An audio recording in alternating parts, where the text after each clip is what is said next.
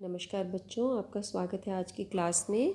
पिछले वीडियो में मैंने आपको महात्मा गांधी और राष्ट्रीय आंदोलन के सपोर्ट मटेरियल से शॉर्ट क्वेश्चंस कराए थे। क्वेश्चन 1 मार्कर थे और 2 मार्कर थे। अब इसी चैप्टर को आगे बढ़ाते हुए दीर्घ प्रश्नों को मैं ले रही हूँ जिनके लंबे उत्तर होते हैं। तो एनसीईआरटी के क्वेश्चंस यहाँ पे लिए गए हैं बच्चों। मैं आपको इसमें मेन पॉइंट्स को अंडरलाइन करा लूँगी और उससे आप 8 नंबर के प्रश्न यदि आप अटेम्प्ट कर लेते हैं 4-5 क्वेश्चंस तो आपके बहुत अच्छे स्कोर हिस्ट्री में आने के चांसेस हैं।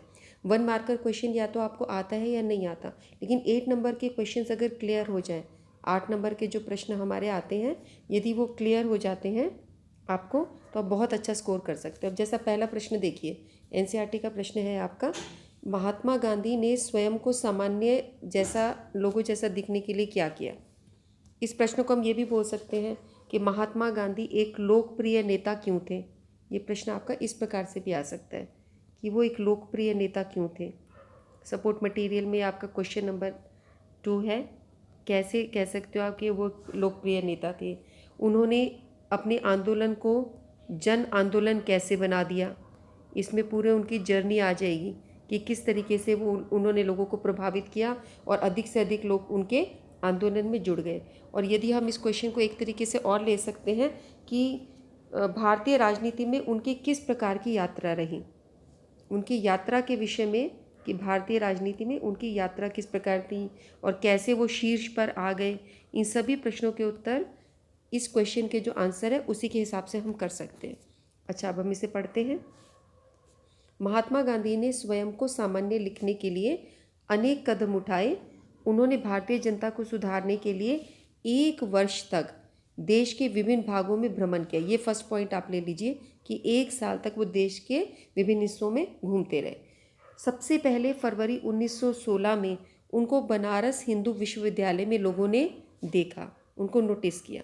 और यहाँ पर उन्होंने क्या किया, ये दूसरा पॉइंट हो गया कि 1916 में बनारस हिंदू यूनिवर्सिटी में लोगों ने उनको नोटिस किया।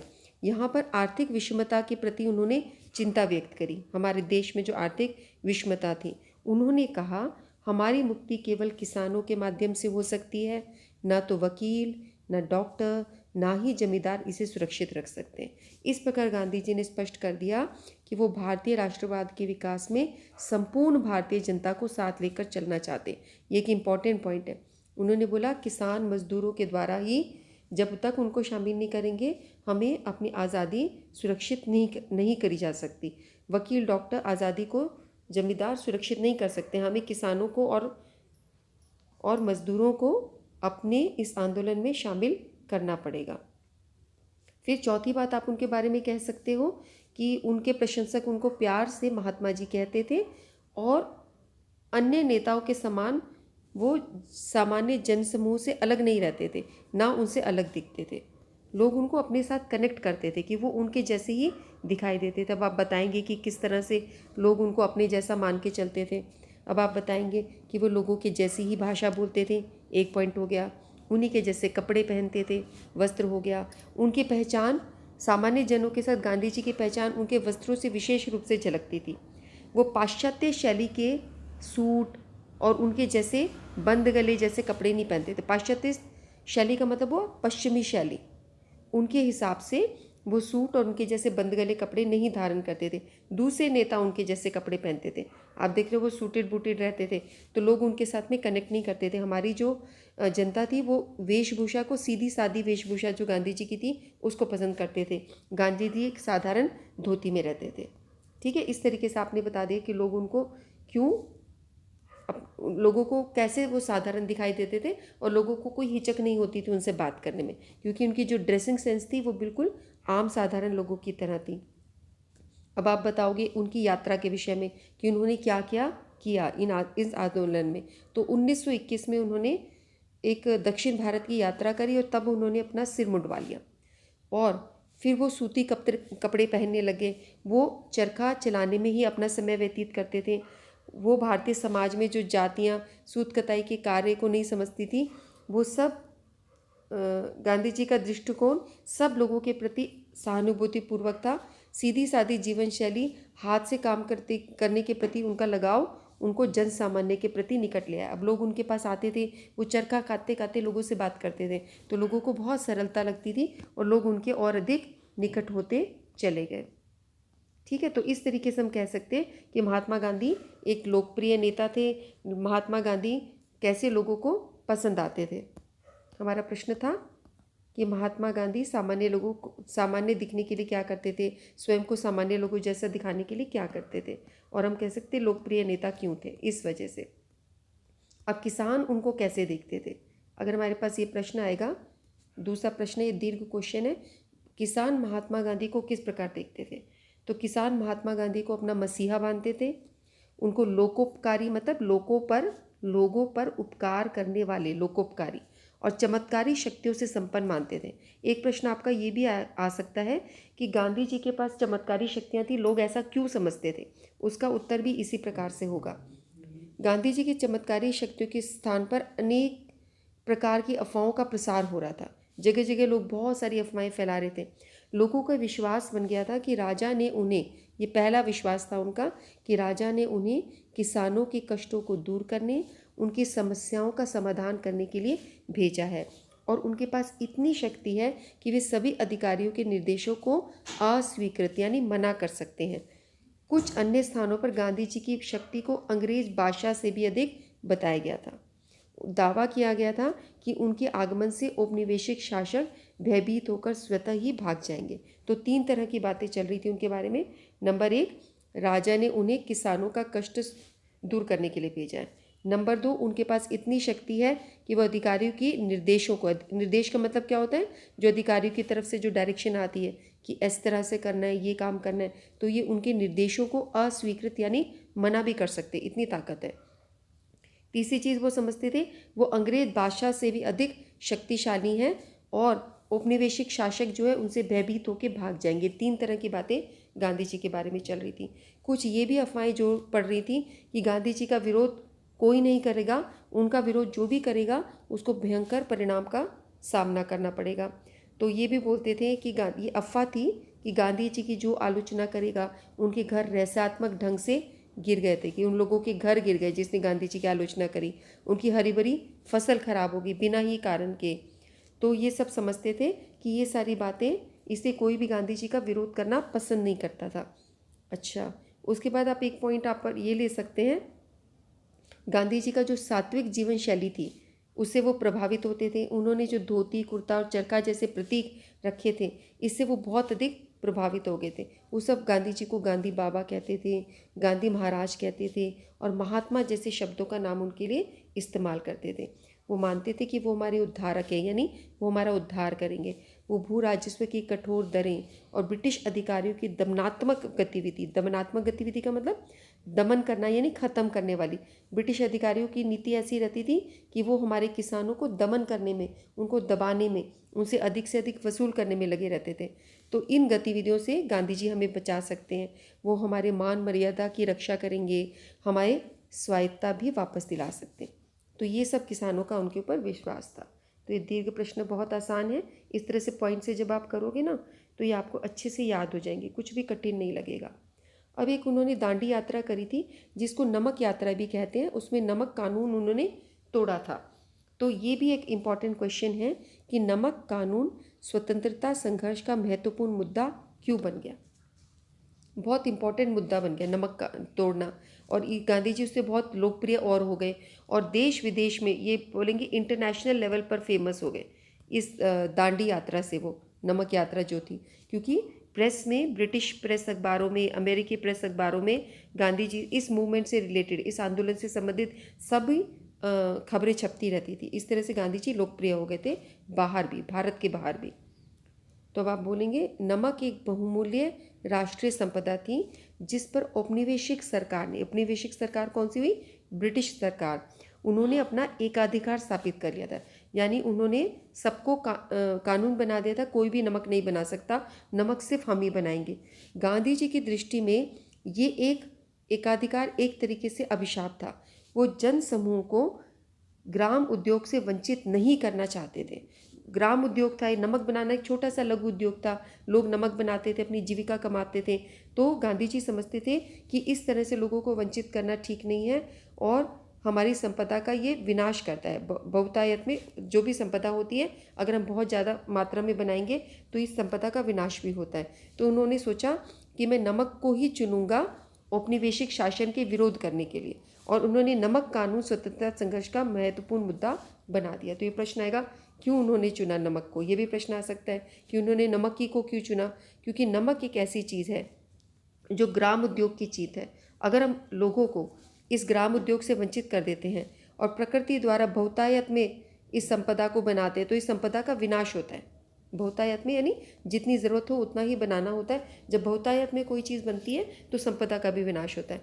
तो उन्होंने सोचा औपनिवेशिक शासन का विरोध में इसी प्रकार करूँगा, नमक का विरोध करके, नमक कानून का विरोध करके। तो अब इसके प्रमुख कारण हम पढ़ेंगे कि प्रमुख कारण क्या थे। नमक कानून ब्रिटिश भारत में सर्वाधिक घृणित कानूनों में से एक था। इसके उत्पादन और विक्रय, विक्रय यानी बेचना, पर राज्य का एकाधिकार स्थापित था। दूसरा, जन सामान्य नमक कानून को घृणा की दृष्टि से देखता था। प्रत्येक के घर में भोजन बनाना और उसमें नमक डालना एक अनिवार्य अपरिहार्य अंग था, किंतु भारतीयों द्वारा घरेलू प्रयोग के लिए भी नमक स्वयं न बनाया जाए, इस पर प्रतिबंध लगा दिया गया। तो नमक कानून के कारण भारतीयों को विवशतापूर्वक दुकानों से ऊंचे मूल्यों पर नमक खरीदना पड़ता था। पहले लोग नमक अपने आप बना लेते थे और नमक बनाने पर प्रतिबंध लगा दिया गया, तो इसीलिए अब उनको दुकानों से खरीदना पड़ता था, जिसकी वजह से जन सामान्य को ये कानून बहुत गंदा लगता था।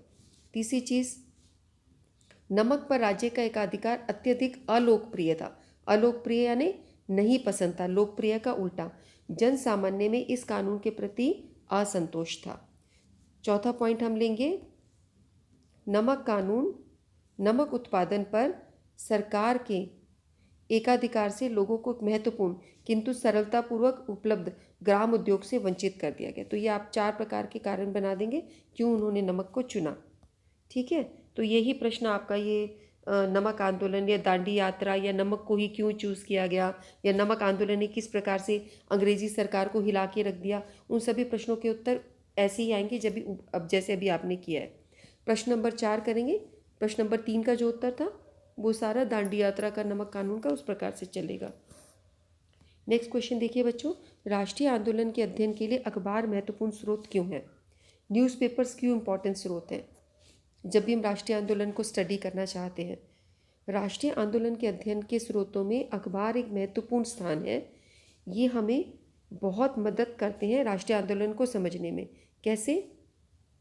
अंग्रेज़ी और विभिन्न भारतीय भाषाओं में छपने वाले समकालीन अखबार समाचार पत्रों में राष्ट्रीय आंदोलन से संबंधित सभी घटनाओं का विवरण मिलता है। समाचार पत्रों में राष्ट्रीय आंदोलन के नेताओं के विषय में भी सारी जानकारी मिलती है। सभी घटनाओं की जानकारी मिलती है। पहली चीज़ होगी घटनाओं की जानकारी। दूसरी चीज़, नेताओं के बारे में जानकारी मिलती है। तीसरी चीज़, समाचार पत्रों से राष्ट्रीय आंदोलन के प्रति ब्रिटिश सरकार के दृष्टिकोण का पता चलता है। तो आप इसके पॉइंट्स किस तरह से याद करोगे? देखो, अखबारों से क्या क्या पता चलता है? एक तो घटनाओं का विवरण। किस घटनाओं का विवरण? जो हमारी राष्ट्रीय आंदोलन के दौरान जो घटनाएं हो रही थी। फिर नेताओं के विषय में जानकारी, दूसरा पॉइंट हो गया। तीसरा पॉइंट हो गया ब्रिटिश सरकार के दृष्टिकोण का पता लगता है। महात्मा गांधी की गतिविधियों पर भी नज़र रखी जा सकती थी, उसको विस्तृत रूप से प्रकाशित किया जाता था। महात्मा गांधी जो भी करते थे अखबारों में छपता था, तो उनके विषय में जो भी हमें इन्फॉर्मेशन चाहिए राष्ट्रीय आंदोलन के प्रति, ये हमें समाचार पत्रों से मिल जाती है। समाचार पत्रों से ये भी पता चलता है कि जन सामान्य के राष्ट्रीय आंदोलन और गांधी जी के विषय में क्या धारणा थी, कि जन सामान्य क्या सोचता था गांधी जी के विषय में, ये भी पता चल जाता है। जन सामान्य की जो भी थिंकिंग थी गांधी जी को लेकर, और इस आंदोलन के प्रति नेताओं के पक्ष में और विपक्ष में जो भी विचार होते थे वो सभी हमें न्यूज़पेपर से मिल जाते हैं। इसलिए हम कह सकते हैं कि इनकी सहायता से हम राष्ट्रीय आंदोलन को निष्पक्ष अध्ययन कर सकते हैं। इनमें जो भी प्रकाशित होते थे विवरण, वो सारे पूर्वाग्रहों से युक्त थे। इसको हमें ये चीज़ को ध्यान रखना चाहिए। आलोचना का विषय हो सकता है कि आलोचनात्मक जब हम चीज़ करेंगे तो कुछ पूर्वाग्रहों से युक्त भी थे ये जो भी चीज़ें छपती थी, क्योंकि राजनीतिक विचारधाराएं कई प्रकार की होती थी। प्रकाशित करने वालों की भी अपनी विचारधारा थी, उनका भी अपना दृष्टिकोण था, तो वो अपने दृष्टिकोण के हिसाब से भी प्रकाशित करते थे चीज़ों को, उसी हिसाब से घटनाओं को रिपोर्ट भी करते थे। ठीक है, इसीलिए राष्ट्रवादी समाचार पत्रों में छपने वाले विवरण सब समान नहीं हो सकते, अलग अलग अखबारों में थोड़े विवरण में फ़र्क होता था। जैसे कि आजकल आप न्यूज़ चैनल्स में भी देख सकते हैं कि किसी घटना का जो विवरण है वो अपनी दृष्टिकोण के हिसाब से उस घटना को लोगों तक पहुंचाते हैं। अब हम 5वें प्रश्न को लेंगे, चरखे को राष्ट्रवाद का प्रतीक क्यों चुना? जैसे अभी हमने बोलेंगे उन्होंने नमक को क्यों चूज़ किया औपनिवेशिक शासन का प्रतिरोध करने के लिए। इसी प्रकार से प्रश्न है कि चरखे को क्यों चुना उन्होंने? क्योंकि गांधी जी चरखे को एक आदर्श समाज के प्रतीक के रूप में देखते थे। वो प्रतिदिन कुछ समय चरखा चलाने में व्यतीत करते थे। उनको ये मानना था कि चरखा जो है गरीब की पूरक आमदनी प्रदान करके आर्थिक दृष्टि से उन्हें स्वावलंबी बनाता है। 13 नवंबर 1924 में उन्होंने यंग इंडिया में ये बात भी लिखी थी कि मेरी आपत्ति मशीन के प्रति सनक से है, कि मशीन के प्रति सनक हो जाती है लोगों को कि मशीन का लगातार इस्तेमाल। यह सनक श्रम बचाने वाली मशीनरी के लिए है। जब तक ये श्रम बचाते रहेंगे तब तक हज़ारों लोग बिना काम के और भूख से मरने के लिए सड़कों पर फेंक दिए जाएंगे। तो मशीनरी के लिए इसलिए खिलाफ थे महात्मा गांधी। वो कहते थे मशीन का जब हम इस्तेमाल करेंगे तो बहुत सारे लोगों का रोज़गार छिन जाता है, बहुत सारे लोग काम के बगैर हो जाते हैं, तो कमाई के अवसर ख़त्म हो जाते हैं और भूख से मरने के लिए वो सड़कों पर फेंक दिए जाएंगे यदि हम मशीनरी को अधिक इस्तेमाल करेंगे। मैं मानव समुदाय के किसी हिस्से के लिए नहीं अपितु सभी के लिए समय और श्रम बचाना चाहता हूँ। धन का केंद्रीकरण कुछ ही लोगों के हाथों में नहीं अपितु सभी के हाथों में करना चाहता हूँ। तो गांधी जी के इस चीज़ में बहुत अच्छे विचार थे कि जो मशीनें लगाने का काम है वो सिर्फ अमीर लोग ही कर सकते हैं। अगर मशीनें लग जाती हैं तो लोगों का रोज़गार ख़त्म हो जाता है और रोज़गार ख़त्म होता है तो बहुत सारे लोग निर्धन हो जाते हैं। तो वो चाहते थे कि मशीनरी का अधिक इस्तेमाल नहीं हो, सब लोगों को रोज़गार के अवसर प्राप्त होने चाहिए। गांधी जी ने यंग इंडिया में ये भी लिखा था कि इस प्रयोग को वो नियमित करते हैं, ये विकास को नियंत्रित भी करता है। गरीब लोगों के प्रति झोपड़ियों में मशीनरियों का प्रयोग, मशीनरी अपने आप में उत्कृष्ट नमूना है, लेकिन चरखा जो था उसका इस्तेमाल करने से गांधी जी राष्ट्रवाद की एक पहचान बना गए थे चरखे को। वो चरखे चलाने के लिए उनको प्रोत्साहित भी करते थे सामान्य जन को, क्योंकि चरखा सामान्य जन से संबंधित था, इसलिए वो आर्थिक प्रगति का भी प्रतीक था, इसलिए उन्होंने उसको राष्ट्रवाद के प्रतीक के रूप में चुना। ठीक है, अब आपके छोटे कुछ लघु निबंध हैं, 250 से 300 शब्दों में लिखने हैं। जैसे ये इंपॉर्टेंट क्वेश्चन है बहुत ही, असहयोग आंदोलन एक तरह का प्रतिरोध कैसे था? असहयोग आंदोलन को हम बोलेंगे कैसे प्रतिरोध था। ये प्रतिरोध निम्नलिखित कारणों से था। नंबर 1, ब्रिटिश सरकार ने जो भी रॉलेट एक्ट लगाया था उसको वापस लिए जाने के लिए जन आक्रोश और अभिव्यक्ति का माध्यम बन गया था। रॉलेट एक्ट के तुरंत बाद ही इन्होंने असहयोग आंदोलन शुरू कर दिया था। ये एक प्रतिरोध आंदोलन इसलिए भी था क्योंकि राष्ट्रीय नेता उन सब अंग्रेज अधिकारियों को दंड दिलाना चाहते थे जो कि अमृतसर के जलियांवाला बाग में जो जनरल डायर ने गोलियां चलाई थी, अनेक लोगों की मृत्यु हो गई थी उस वजह से। सब प्रदर्शनकारियों के प्रति जो अत्याचार हुआ था उसका भी विरोध करने के लिए उन्होंने ये आंदोलन छेड़ा, क्योंकि महीनों तक भी किसी को इस चीज़ पे दंड नहीं मिला था। तो दूसरा कारण हो गया। तीसरा कारण ये इसीलिए भी प्रतिरोध था क्योंकि खिलाफत आंदोलन का सहयोग करके देश के 2 प्रमुख समुदाय थे हमारे हिंदू और मुसलमान, इनको जनता के असहयोग को अभिव्यक्त करने का माध्यम बना दिया गया था। असहयोग आंदोलन को इसलिए भी प्रतिरोध था क्योंकि सरकारी नौकरियां, उपाधियां, अवैतनिक पद, सरकारी अदालतें, सरकारी संस्थाएं, इन सब का बहिष्कार किया था। असहयोग आंदोलन में उन्होंने स्कूल के बच्चों को बोला कि आप स्कूल से बाहर आ जाएं, लोगों को बोला आप सरकारी नौकरी छोड़ दीजिए, जो सैलरीज लेते सैलरी नहीं लेंगे अब हम। अदालतों में वकीलों ने काम करना बंद कर दिया, सब संस्कारी संस्थाओं का बहिष्कार किया गया। तो इस तरह से ये प्रतिरोध था। ब्रिटिश शासन के प्रति सारा अपना प्रतिरोध प्रकट किया गया। 5वां पॉइंट आप देखेंगे, सरकारी अदालतों का बहिष्कार किया, सभी वकीलों का आह्वान किया गया और इनके आह्वान पर सब वकीलों ने अदालतों में जाने से मना कर दिया। 5वां पॉइंट हुआ। 6ठा पॉइंट हुआ, सभी कस्बों में और नगरों में श्रमिक वर्ग जो है उन पर भी प्रभाव पड़ा, वो भी सब हड़ताल पे चले गए, सभी श्रमिक भी हड़ताल पर चले गए। उसके बाद हम देखेंगे असहयोग आंदोलन का प्रतिरोध। देश के ग्रामीण क्षेत्र में भी नज़र आया। हमने देखा पहाड़ी जनजाति के जो लोग थे उन्होंने वन कानून की अवहेलना कर दी। अवध के किसानों ने कर नहीं चुकाया। कुमाऊं के किसानों ने सामान ढोने से मना कर दिया। तो ये सभी आंदोलन में सभी के सभी शामिल हो गए। तो हम कह सकते हैं कि असहयोग आंदोलन था एक प्रकार से औपनिवेशिक शासन का प्रतिरोध करता था। अब अगले प्रश्न पे आ जाइए। गोलमेज सम्मेलन हुआ था, इसका कोई नतीजा क्यों नहीं निकल पाया? इतिहास के जब हम रिकॉर्ड देखते हैं तो गोलमेज सम्मेलन 1930 से 1931 के बीच में उन्होंने गोलमेज सम्मेलन का आयोजन किया था। जो पहला गोलमेज सम्मेलन हुआ था 1930 में, इसमें देश के कोई भी प्रमुख नेता शामिल नहीं हुए। तो ये बैठक वेस्ट हो गई, निरर्थक हो गई। इसके बाद जब ये विफल हुई तो हमारे विद्वान लेखक विपिन चंद्र जी कहते हैं, गांधी जी लोगों के हृदय पर भगवान राम की तरह राज करते थे। जब राम ही लंदन में होने वाली सभा में नहीं पहुंचे तो रामलीला कैसे हो सकती है? ये विपिन चंद्र जी ने बोला था गांधी जी के विषय में।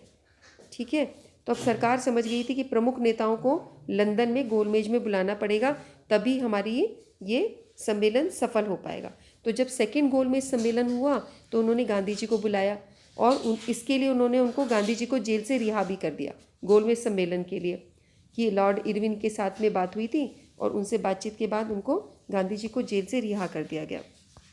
तो गांधी जी अगले महीने सम्मेलन में भाग लेने पहुंचे।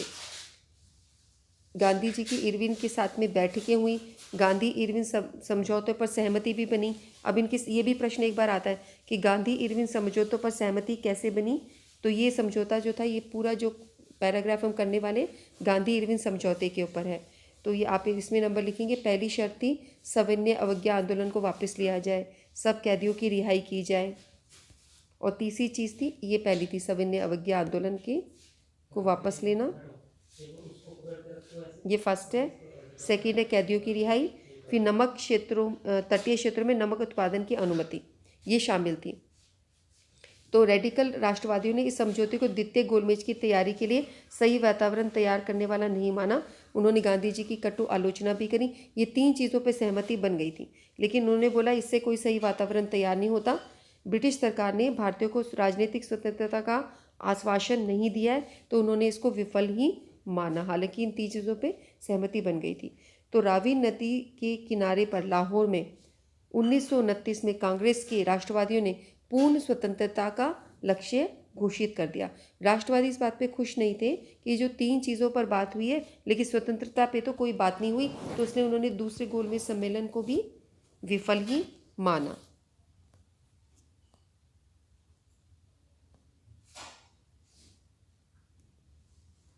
तो अब वो पूर्ण स्वतंत्रता का वायदा चाहते थे विदेशी सरकार से। तो 1931 में जब दूसरा गोलमेज सम्मेलन हुआ और गांधी जी उसका प्रतिनिधित्व कर रहे थे, तो उनकी पार्टी पूरे भारत का प्रतिनिधित्व करती है। गांधी जी ऐसा बोल रहे थे कि जब वो आ रहे कांग्रेस पार्टी की तरफ से वो गए थे, उन्होंने बोला ये पार्टी पूरे भारत का प्रतिनिधित्व करती है। तो तीन लोगों ने इस दावे को चुनौती दे दी। किसने? मुस्लिम लीग ने। उन्होंने बोला मुस्लिम अल्पसंख्यकों का वो काम नहीं करती, तो ये हमारा प्रतिनिधित्व नहीं कर रही कांग्रेस, क्योंकि गांधी जी कांग्रेस की तरफ से गए थे। दूसरा, भारत के 556 रजवाड़ों का दावा था कि कांग्रेस का नियंत्रण उनके भूभाग पर कोई अधिकार नहीं है, कि उनके भूभाग पर कांग्रेस का कोई नियंत्रण नहीं, तो कांग्रेस हमारी साइड से नहीं जा सकती, रजवाड़ों ने बोल दिया। तीसरी चुनौती दे दी भीमराव अंबेडकर जी ने। उन्होंने बोला कि ये हमारे दलितों की तरफ से नहीं आ रहे। वो बहुत बड़े वकील थे, विचारक थे भीमराव अंबेडकर जी। उन्होंने बोला वो दलितों का भी रिप्रेजेंटेशन नहीं करते गांधी जी। तो कांग्रेस की तरफ से जो वो गए थे, उन्होंने बोला कि हम तीन लोगों का समर्थन नहीं है। तो ये उनके पास चुनौती आ गई। तो हम कहते हैं कि गांधी जी वहाँ पे गए, बात करें, लेकिन क्योंकि वो पूरे भारत का प्रतिनिधित्व नहीं करते थे, तो इसलिए गोलमेज सम्मेलन को विफल माना गया। तो इसीलिए गांधी जी ने बोला कि जब वो वापस आए तो उन्होंने बोला मैं खाली हाथ लौट कर आया हूँ, और सरकार के अड़ियल रवैये के बाद हमें दोबारा से सविनय अवज्ञा आंदोलन शुरू करना पड़ेगा, क्योंकि गांधी इरविन समझौते में उन्होंने बोल दिया था, सविनय अवज्ञा आंदोलन बंद कर दिया था। लेकिन इस दूसरे गोलमेज सम्मेलन के बाद उन्होंने सविनय अवज्ञा आंदोलन फिर से शुरू कर दिया।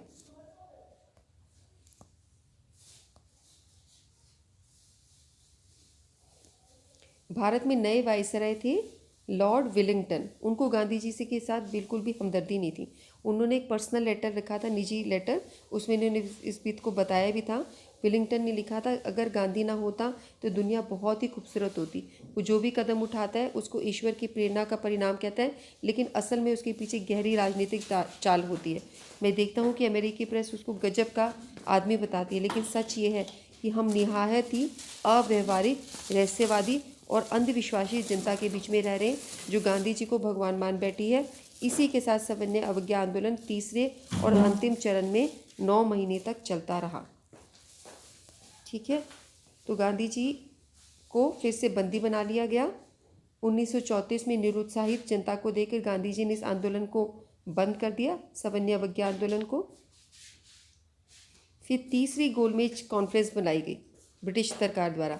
इंग्लैंड की लेबर पार्टी ने इसमें भाग नहीं लिया, कांग्रेस ने भी इसका बहिष्कार किया। कुछ भारतीय प्रतिनिधि जो सरकार की हाँ में हाँ मिलाने वाले थे, वो इस सम्मेलन में पहुंचे और सम्मेलन में दिए गए निर्णयों को श्वेत पत्र के रूप में प्रकाशित किया गया।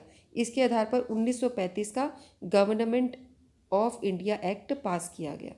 ठीक है, एक बार मैं फिर से सारे पॉइंट्स आपको बता देती हूँ बच्चों। यहाँ पे ये आपका हुआ है गोलमेज सम्मेलनों के ऊपर। तो गोलमेज सम्मेलन आपके 3 बार हुए। पहली बार में कोई भी शामिल नहीं हुआ था, तो उसको हटा दिया गया, विफल हुआ, क्योंकि बोला ये गया कि भारत की तरफ से अगर गांधी जी नहीं आए तो कौन आए, विपिन चंद्र जी ने ये बोला था। उसके बाद क्या किया उन्होंने, सेकंड टाइम में उनको बुलाने का सोचा। तो उनको बुलाने से पहले गांधी इरविन बैठक हुई थी, उनको जेल से रिहा करके गांधी इरविन बैठक हुई थी और 3 चीज़ों पे इनकी सहमति बन गई थी। सविनय अवज्ञा वापस लेना, कैदियों की रिहाई, तटीय क्षेत्रों में नमक उत्पादन की अनुमति। लेकिन राष्ट्रवादियों को ये चीज़ पसंद नहीं आई। उन्होंने बोला स्वतंत्रता हमारा लक्ष्य था, तो उन्होंने बोला ये गांधी इरविन समझौता जो है वो फेल हो गया। उसके बाद उनको बुलाया गया, दूसरे गोलमेज सम्मेलन में गांधी जी को बुलाया गया। तो गांधी जी वहाँ पे गए कांग्रेस पार्टी की तरफ से, और उन्होंने बोला मैं पूरे भारत का प्रतिनिधित्व करता हूँ। लेकिन इस बात को इन 3 लोगों ने नकार दिया। मुस्लिम लीग ने मना कर दिया, रजवाड़ों ने मना कर दिया, और भीमराव अंबेडकर जी ने बोला कि हमारा प्रतिनिधित्व नहीं करते हैं। तो गांधी जी वापस लौट आए और उन्होंने बोला कि ये वार्ता फेल हो गई है और हमें फिर से सविनय अवज्ञा आंदोलन शुरू करना पड़ेगा। अब लॉर्ड विलिंगटन के बारे में लिखा है कि वो गांधी जी के साथ उनको बिल्कुल भी हमदर्दी नहीं थी। पूरे पैराग्राफ में इन्होंने गांधी जी के विषय में जो उनके विचार हैं वो लिखे हैं। उसके बाद थर्ड गोलमेज सम्मेलन फिर बनाया गया, जिसमें ना गांधी जी ने लिया, उसमें पार्टिसिपेट किया, ना कांग्रेस पार्टी ने किया, और कोई भी बड़े नेता उसमें शामिल नहीं हुए, ना इंग्लैंड की लेबर पार्टी आई। कुछ भारतीय प्रतिनिधि थे जो सिर्फ सरकार की हाँ में हाँ मिलाते थे, वही शामिल हुए, और उसी के आधार पर 1935 का गवर्नमेंट ऑफ इंडिया एक्ट पास किया गया। अब एक बड़ा क्वेश्चन आता है कि महात्मा गांधी ने राष्ट्रीय आंदोलन के स्वरूप को किस तरह बदल दिया। ये एक इम्पॉर्टेंट क्वेश्चन है, लॉन्ग क्वेश्चन। ठीक है, तो अब यहाँ पर आप सारी चीज़ें एक बार फिर से देखेंगे कि उनके पॉइंट्स लिखेंगे। महात्मा गांधी सत्य, अहिंसा पर आधारित सत्याग्रह, असहयोग आंदोलन और सविनय अवज्ञा जैसे अस्त्र शस्त्रों के साथ भारतीय राजनीति में उन्होंने प्रवेश किया। सभी आंदोलनों के नाम करें। ठीक है, आप ये बता सकते हैं कि 1915 में गांधी जी दक्षिण अफ्रीका से भारत आए, और यहाँ पर आने के बाद में 1916 में उन्होंने जब पहली बार भारतीय जनता को संबोधित किया तो इन्होंने किसानों को और मजदूरों के विषय में बात करी। उन्होंने दक्षिण अफ्रीका में बहुत सारी सफलता ली थी। उन्होंने भारतीय जनता को ये आश्वासन दिलाया कि हमें सबको मिलजुल कर उनके खिलाफ काम करना पड़ेगा, और सारे इसको जन आंदोलन बनाने के लिए किसानों को, श्रमिकों को उन्होंने शामिल कर दिया। तो 1916 से लेकर 1918 तक जो 3 आंदोलन उन्होंने छेड़े थे, उस तीनों आंदोलन जो है अहमदाबाद का, चंपारण का और खेड़ा का, उसके हिसाब से उन्होंने श्रमिकों को, किसानों को, सबको शामिल कर लिया था। तो आप ये देख सकते हैं, वो अहिंसा को प्रेम का स्वरूप मानते थे। अहिंसा से ही सभी समस्याओं के निराकरण की शक्ति मानते थे। वो वीर थे, दृढ़ थे, निडरता का प्रतीक थी अहिंसा जो है। उन्होंने बोला वो सिद्धांत की अपेक्षा व्यवहार पर अधिक बल देते थे, साधनों की पवित्रता पर ध्यान देते थे, श्रेष्ठता पर ध्यान देते थे। उन्होंने बोला आज़ादी जमींदारों से, डॉक्टरों से, वकीलों से नहीं प्राप्त हो सकती, मुख्य धारा में हमें जन सामान्य को लाना होगा।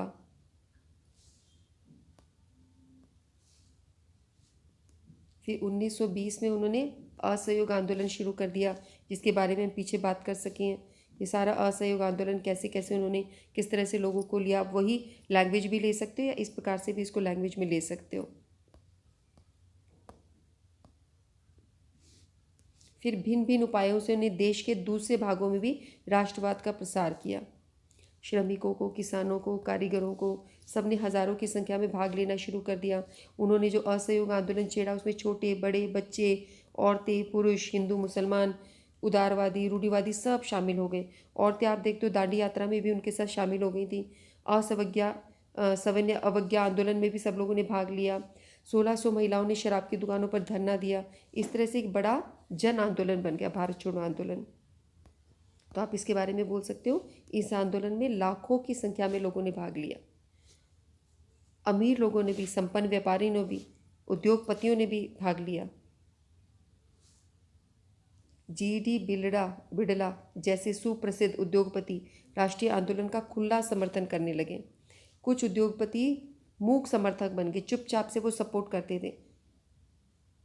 तो इस तरह से एक जन आंदोलन था। ये पूरे पैराग्राफ में आपने ये चीज़ें करी।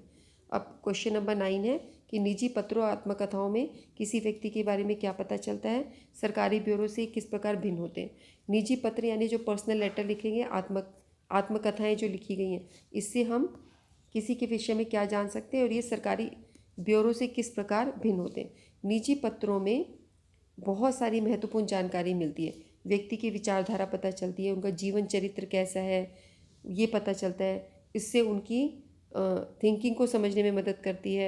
इससे हमें पता चलता है वो कब क्रोधित महसूस करते थे, लेखक कब क्रोध, कब पीड़ा, कब असंतोष, कब बेचैनी होती है, कब उसको आशा आती है, कब हताशा आती है। तो एक इंसान के पूरे व्यक्तित्व को आप समझ सकते हो, जो कि सार्वजनिक जगह पर नहीं पता चलता। जब आप कहीं भाषण देने जाते हो तो क्रोध, पीड़ा, असंतोष, बेचैनी ये सब नहीं समझ पाते हो, लेकिन आपके पत्रों में जब ये चीज़ें आराम से निकल के आ जाती हैं तो आप किसी इंसान को अच्छे से समझ पाते हो।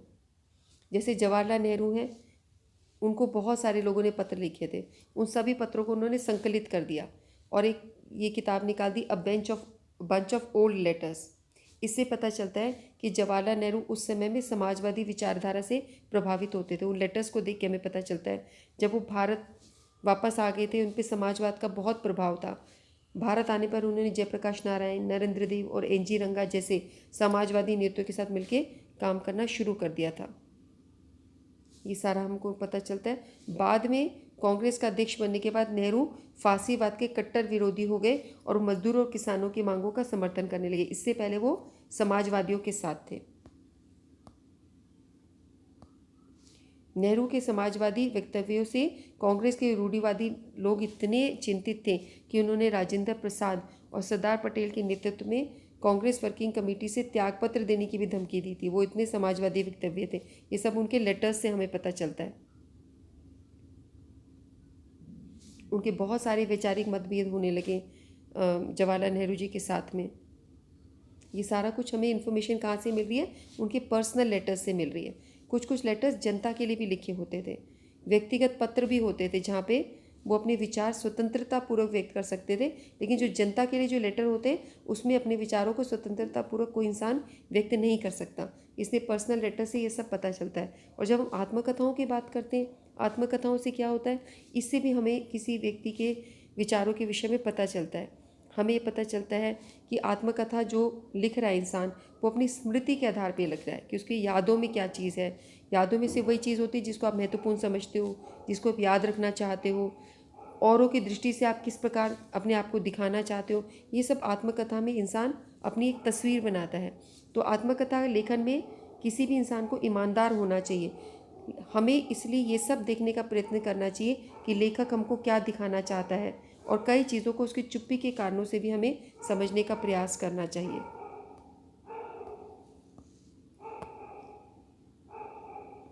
जब हम सरकारी ब्यूरो की बात करते हैं तो वहाँ पे निजी पत्रों आत्मकथाओं से डिफरेंस मिलता है। सरकारी ब्यूरो में घटनाओं का निष्पक्ष विवरण उपलब्ध नहीं होता, क्योंकि वो सरकार के हिसाब से लिखे जाते हैं। जो भी घटना है वो सरकार के हिसाब से लिखी जाती है। और उस वक्त औपनिवेशिक शासन थी, तो वो जिनको भी अपने खिलाफ समझती थी उन पर कड़ी दृष्टि रखती थी और इसी हिसाब से सब गतिविधियों का सरकारी रिपोर्ट में उल्लेख करती थी। तो हमें इस दृष्टिकोण को भी समझना पड़ेगा। फिर पुलिस से जो प्राप्त होती थी सूचनाएं, इसकी जो रिपोर्ट्स होती उसको भी आप देखना चाहिए। ये रिपोर्ट भी औपनिवेशिक अधिकारी के हिसाब से होती होंगी कि उनका ऑफिसर कौन होगा ऊपर, तो वो हर रिपोर्ट को औपनिवेशिक सरकार के हिसाब से ही बनाता होगा। किसी भी घटना को वो आधारहीन दिखा सकते, किसी को भी आधार बना के बात कर सकते हैं। नमक सत्याग्रह के समय का देखो, उनकी रिपोर्ट जब देखते हैं तो गृह विभाग ये स्वीकार करने को कदापि भी तैयार नहीं था कि महात्मा गांधी की गतिविधियों से व्यापक जन समर्थन प्राप्त हो रहा है। ये मान ही नहीं रहे थे। अंदर जो नमक सत्याग्रह चल रहा था, ब्रिटिश अखबारों में बाहर और अमेरिकी अखबारों में, प्रेस में, यूरोप के कई देशों में नमक सत्याग्रह के विषय में बहुत घटनाएं छप रही थी। लेकिन भारत में ये दिखाया जा रहा था नहीं, कोई भी जनता उनके साथ नहीं है। तो इसी से हम समझ सकते हैं कि औपनिवेशिक सरकार अपने हिसाब से चीज़ों को छापती है। पुलिस की रिपोर्ट भी जो है वो भी औपनिवेशिक सरकार के हिसाब से प्रभावित हो जाती है। तो सरकारी ब्यौरे जो हैं वो घटना का सही उल्लेख नहीं देख सकते। इसमें उनकी बेचैनियाँ और आशंकाएं भी नज़र आती हैं। ये जो ऑफिसर हैं उनकी बेचैनी नज़र आती है जब वो किसी आंदोलन को नियंत्रित नहीं कर पा रहे, असमर्थ महसूस कर रहे हैं, तो उनकी चिंताएं नज़र आती हैं। यह निर्णय लेने में असमर्थ थे कि गांधी जी को बंदी बनाया जाए या ना बनाया जाए, ये भी उनको समझ नहीं आ रहा था। जब दांडी यात्रा चल रही थी तो गांधी जी को अरेस्ट करना चाहिए, नहीं करना चाहिए। तो ये सब चीज़ें हमें सरकारी रिपोर्टों में नज़र आती हैं। और निजी पत्रों, आत्मकथाओं में इसीलिए सरकारी ब्यूरो से अलग अलग नज़र आता है, क्योंकि निजी पत्र आत्मकथा सरकारी चीज़ों से अलग होते हैं, तो वहाँ पे अलग चीज़ें नज़र आती हैं और सरकारी ब्यूरो में अलग चीज़ें नज़र आती हैं। ठीक है बच्चों, उसके बाद एक मानचित्र आपका इस चैप्टर में दांडी मार्च जो होता है उससे संबंधित प्रश्न जो है ये आपका मैप के हिसाब से इंपॉर्टेंट है। दांडी मार्च जो है अहमदाबाद में शुरू हुआ था, साबरमती आश्रम से शुरू हुआ था और समुद्र तट तक किया था। इसके हिसाब से आप इसका मैप बना सकते हैं। तो आप ये जब एनसीईआरटी के क्वेश्चंस कर लेंगे तो उसके हिसाब से और कोई भी क्वेश्चन आए, इन्हीं घटनाओं को लेके आप सभी प्रश्नों का जवाब दे सकते हैं। इसको वीडियो को देखिए, 2-3 बार सुनिए, आपको सब चीज़ें ठीक प्रकार से याद हो जाएंगी। सरल शब्दों में आप लिख सकते हैं या किताब में जैसे मैंने दिखाया उन शब्दों में भी आप कर सकते हैं। ठीक है बच्चों, आज के लिए इतना ही, फिर मिलते हैं। नमस्कार।